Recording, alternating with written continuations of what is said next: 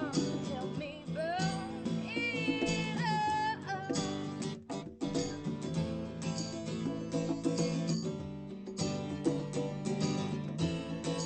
Come on, baby.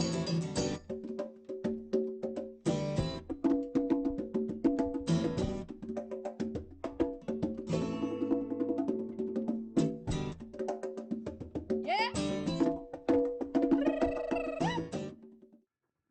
Hey everybody, welcome back to Everything Under the Sun. This is Jimmy. This is my third episode. We're getting better and better with the scenery and the sound. It's so amazing. And all that thanks goes out to Tony Herman and Fresh Air Studios for allowing us to do this here, and it's been great. Also, if you like the channel, please hit subscribe, and then up in the little corner, hit the notifications button so you can know when we're going to be doing this all live. So you know when we have guests like the guest we have today. She's a young singer-songwriter. She's been well praised throughout the music scene here in Dayton, Ohio, and Ohio in general. Please welcome to Everything Under the Sun, Khrys Blank. How you doing? Hey, good. How are you? I'm doing okay. It feels like we've been here forever, but it feels like we're doing all right. So, Khrys, your story is very cool. This is the first time we've actually met per se. Yeah. One of the things I really like is I heard about kind of like not a struggle, but kind of going from the backup to the main singer, the getting into your singer-songwriter, being a solo artist, and kind of that. But before we get into that, I'm kind of interested. Who made you want to become? Who were the influences? Who got you singing? Who made you pick up the guitar and start writing your own songs? Well, I grew up around music, and so my mom is an amazing piano player, and my dad was in radio. So kind of growing up in music, just and the ability to know that my parents would totally go for anything that I wanted to be, you know. And I didn't know that this would be the path, and but started in dance and just having a love for rhythm and having a love for, my brother had a drum set up in his bedroom that, Nice. that my dad would always be like, all right, little sis, go wake him up, So I'd wake him up with his drum set. There was a grand piano in our living room. And though I don't know how to play, that was the one thing in the house that you made sure you respect. You respect music and you respect art and you respect creativity. So it was awesome to have that type of support from my family growing up, but it was a different kind of music than it is once you get into the band scene and the jam scene and Right. this type of music scene, Right. like always having direction from your dance teacher, from your choir teacher, whatever, that's a different kind of playing. Yes. So the first person that that inspired me in this area was my man Eric Rice. Meeting him and meeting the music scene, and going to a festival for the first time was Miami Valley Music Fest, and I met 90% of all the people that would still be so important in my life today from these types of music events that he took me to. And that's very nice. Yeah, I've said this to many times that we are a great family here in Southern Ohio, musically wise and fan wise, because I love to support the music just as much as the musicians like to support the musicians. And but I also know that a lot of musicians that I've seen interviews with, famous, getting started, all mention their family first usually. Oh yeah, they all mention how they were influenced by their Yeah. family. My Uncle Wiley influenced me. My first record ever gave me was Grand Funk Railroad Live, which is kind of crazy now to what I listen to. But this so when so the music scene is where you got turned on. Is that what made you want to start singing and start? Is Eric the reason why? Which he'll be on the show in a little while. Yeah. Is he the reason why you started to sing and started to play? Would you say he's your major influence? I mean, he's one of the many major influences, but I don't think that there's just one, and that's kind of why I bring up my family and Eric and every band that I've had the pleasure of being a part of in this town. And every musician that's ever, Sharon taking me under her, Sharon Lane, she was on a previous episode, but, being such a good friend to me and taking me under her wing, and people encouraging, like when Sean Finnegan in Lost on Iddings, which was one of the first bands I was ever a part of here in Dayton, he heard that I could tap dance, and he was like, "What do you mean?" And then Sharon caught wind that I could tap dance, and what do you mean? And so, like, she's inspiring. She's inspiring to many of the people that know who she is. But just having a community that supports each other and supports each other's art. I would love for this to continue. I would love to continue singing, and I'm just starting to songwrite and play guitar and pick up other instruments. I've always been a percussionist. So to pick up a guitar or to write something just because of a beat that comes in your head in the car or whatever, I mean, everybody is just so, I want to hear that. Like, cool, I want to sing that. And for the first person that really got me to actually pick up a guitar, I would say that was local artists Rich Reuter and Patrick Himes. Oh yeah. Rich, he sold me my first guitar because he's like, I think you might like this. And Patrick Himes, they needed somebody. I was a part of a Tom Petty tribute of sorts here in the Petty Thieves with Trey Stone, and Patrick was like, "Hey, we're gonna need some extra acoustic, just some chords, whatever." And so he kind of inspired me to be like, "Okay, I guess I'll learn guitar. Okay, cool." Like, cool. I've always not wanted to, because that's what everybody else has. Like my mom, she's a great piano player, so I didn't need to learn how to play that. Or right. like, these amazing guitar players around here, or amazing conga players. Like, okay, well, I'll pick up some other stuff that can be a voice, right, to help this music out. So yeah, I don't know if I can give you a direct answer. It's all right. That was a pretty good answer. It was a roundabout answer. I mean, that's really cool. That's really cool that they were that you so you played the percussion. Was it drums? Mm-hmm. Was it Yep. bongas? It was basically everything. It was drums. Started in school, with the snare and the bell kit. Yeah. And then in marching band, I played quads, so the 4 drums, and just always loved I love sounds.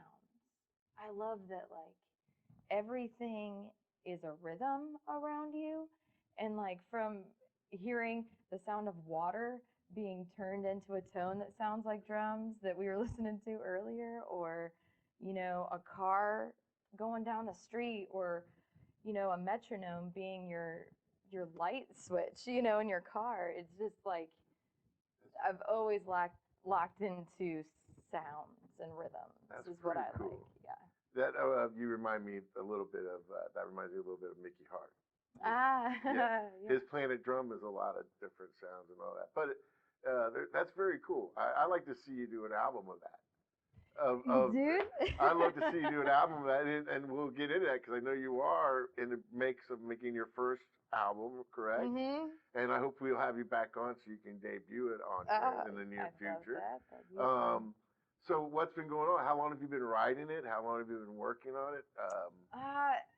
I just started writing, I would say, like 2 years ago, just real sporadic on and off. And when we came into the world being a great pause for a moment, I realized that I had time to just kind of let music come out of me, let it see where it goes. And so I've always toyed with the idea of recording my stuff, but to make an actual album is just been this progression. And it's been this like, okay, so we started right before we had to stop for a while. Yeah. So we started in May of last year, and then had a big span of time, 6 months of not being in the studio, or however long it was. And now kind of picking it back up, and just it's going to be all over the board. There's not going to be one genre that this album fits into at all. With the influences of you talking of just the local music scene, the Dayton music scene alone gives you so many genres to take from. Right? Yeah. That's very. I can't wait to hear it. I think that when we get out of this, we're gonna have such great music from everybody. Totally. I really do. I think it's Yeah. going to be the scene's going to be crazy. We're going to have shows, and it's going to be it's going to be a fun time. It's gonna be real fun. Yeah, I can't because wait like to we hear. said, we miss it very much. I Mhm. miss live music like my breath. I miss, you know. Yeah. So what I heard that you used to be a backup singer for quite a few bands. Mhm. Is it been easier to transition from being the backup singer into the front now? Did you want to be the front always? I don't know if I ever really want to be just a front. Maybe. I mean, yes and no. I love that it's um,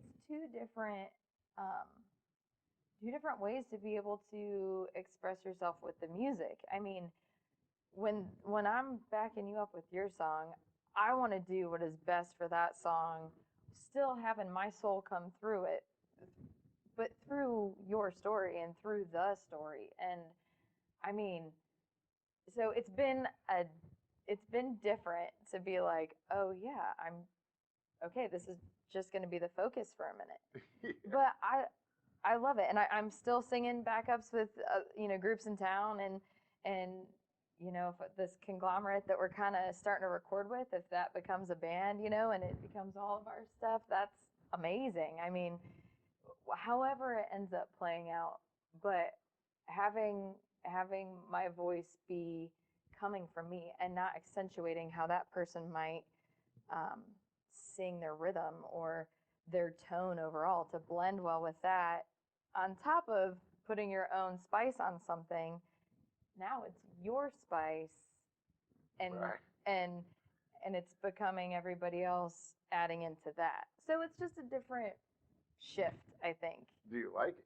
Oh, I love both of it. I love all of it.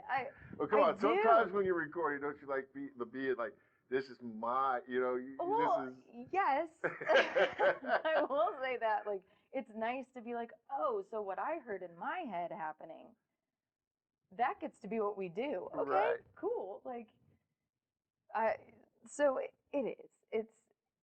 It is really cool. It's neat to see how these songs have grown and how they've changed too, and how they all are situational, and a song that might have been written a year ago now has a new meaning. I'm starting to understand why singer-songwriters like to, I don't know, I gotta say both those words together. Songwriters sometimes don't like to tell what a song is about, because they say, I want this other person to interpret it their way. And I think that there's songs that I agree with, and there's songs that are like, cool, if you want to know the story, I'll tell you the story. Yeah. But writing in And then you metaphor. have those people like, well, that's not how I did it. After you tell the way, nope, well, this Yeah. is what I meant. Okay. I think you to me seem like just somebody that just loves to sing and perform. No matter if you're backing up somebody, you're out in the front of somebody, or you're on your own performing for somebody. That impresses me so much because you know what you want to do and you're working for it, and you'll do whatever it takes because you love it. Plus, you also love everybody else around you. That's what I try to explain about the jam band community that a lot of people don't understand. Yes. Is that we all look out for each other. We all love each other. We all want to jam with one another. Right. First time solo performing. What was that like? If I'm asking, when was that? Because you said you lost. I've seen a couple of those bands, so I think I have seen you sing before. Yes. But the first time you went out solo, where they're like, "Ladies and gentlemen, Khrys Blank," how was that? Where was it? Do you remember what the feeling was in your stomach? Yeah, you feel naked. Like, you feel like even though there's a ukulele in front of you, or a guitar in front of you, your mic, or whatever it is you're playing, it does. It just feels like, wait a minute, but I still hear my friends doing this behind it and this behind it. But coming to realize that you can still tell it just the same and have that much more freedom of, you know what, if I'm going to bring the tempo way down when it never did it before, just because the room feels like this, Right. then we do it, and then, so it's a different kind of, experience, and it's still just as fun, but wow. You know, you always hear people that are solo artists say these things of, oh man, but when you have the freedom of changing a song halfway through it if you want. And most of the time, who you're playing with, well, that's the also beauty about the jam scene here. Yes. They'll just jump on with you if you change it. Yes, But well, I asked Sharon this question, and I'm gonna ask every guest I have this question. So, the first time when you were on that stage and you were singing, and they were giving back to you, where you were like, okay, they get me. I'm okay. I can do this. This is good. Do you remember that moment when it happened? Do you remember that first time when they gave you that love and that respect? yeah, I do. I mean, I think the first time I ever played my own songs live, just me, was at the Yellow Cab Tavern at one of their showcases. Great little venue. Oh yes, I mean, there's so many great venues in Dayton here. Yellow Cab Tavern. Yeah, let's not get off. Like let's. I don't even want to miss somebody, but I remember the fact that it's a story that I had never told before, getting the response back of like, wow, that was cool. And me being like, I didn't know if anybody was gonna like it, you know? It was really yeah, cool. I never will be able to experience that. So it's great to But hear you that. do. I just know in with different somebody, ways. it's great to hear that from other people because it gives me goosebumps because I've seen like we'll save that for that because we're never gonna have you sing. Okay. We're gonna save a little more for the next segment. Okay. We're gonna have Khrys sing. Play the guitar. Sure. Yeah. Ladies and gentlemen, you're in for a little special treat. We're gonna end this first segment of the podcast with this lovely lady singing for you. Is this off the new album or was this one you just been? Yes, this will be on the new album. Okay. Why don't you go ahead and introduce, ladies and gentlemen, Khrys Blank introduces. Thank you. So this is a song that is a reminder to me to just breathe. And sometimes you just gotta tell yourself that, remember to do that. And yeah, this will be on the new album once it comes out. This is called Inside of Me.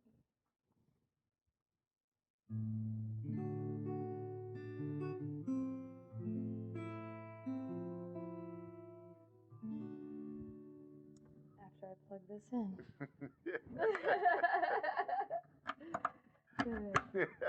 I should help All you. right. As being the host, it should be like, hey, Yeah. Khrys, plug your guitar. You know, Ladies and new gentlemen, once again, singer-songwriter. Khrys Blank. Thank you.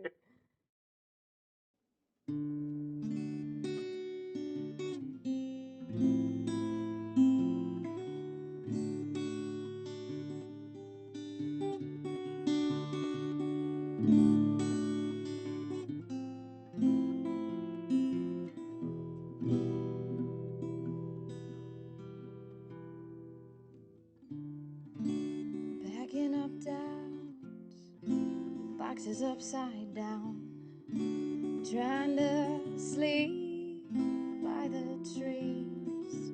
I'm drugged back out by copious amounts served on my plate today.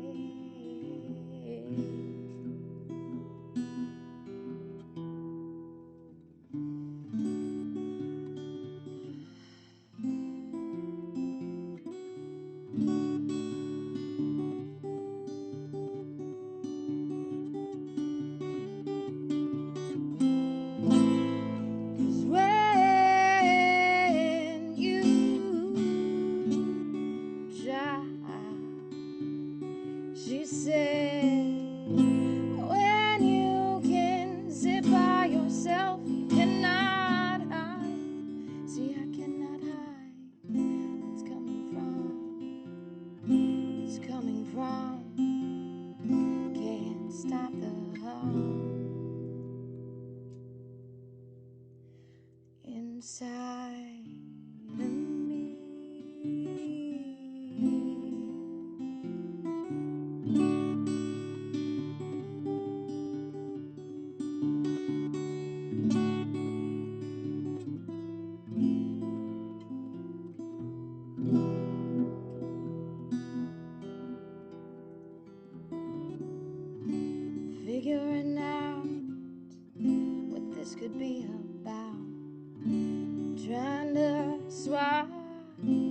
dug inside of me. Gotta get it out, so I dance around before I try to flee. Inside of me.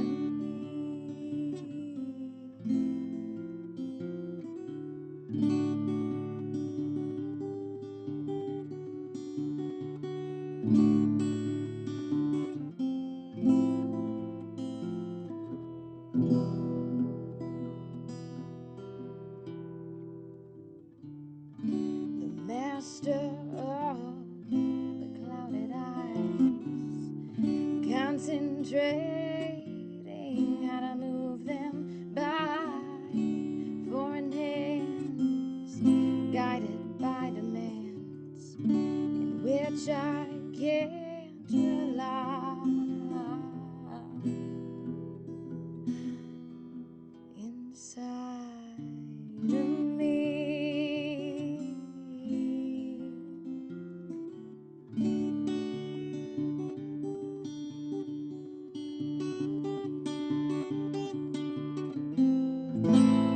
Cause when you down, she said, when you can sit by yourself, you cannot hide. See, I cannot hide. It's coming from. It's coming from. Can't stop the harm.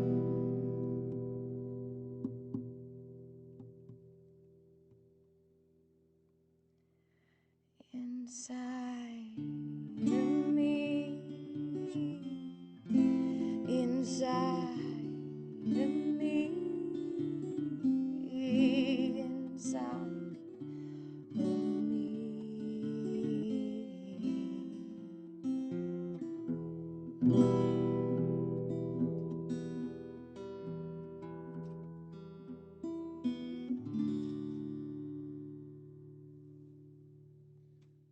Whew, that was beautiful. Thanks. We're going to take a little short break here on Everything Under the Sun. Go check her out while we're taking our break. All right? It's Everything Under the Sun. We'll be right back. Peace.